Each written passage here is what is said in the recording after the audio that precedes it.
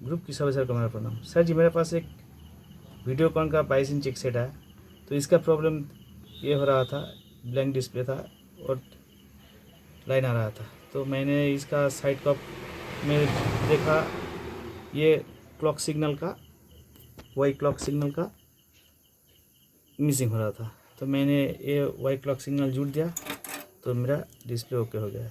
देखिए सर,